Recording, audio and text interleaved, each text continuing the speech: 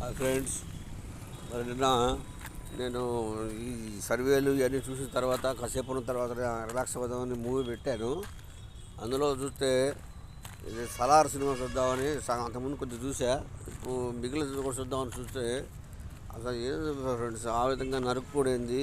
ఆ కత్తులు పెట్టుకోవటం, గొండలు పెట్టి కొట్టడం ఇది మరీ ఓవర్ అనిపిలా.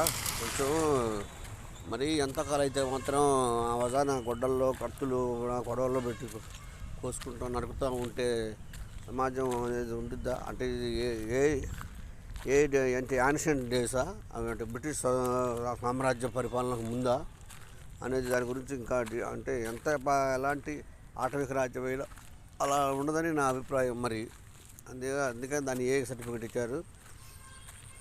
ఎలాంటి కాకుండా కొంచెం మరీ అందరూ చూడగలిగినట్టు ఉంటే బాగుంటుంది.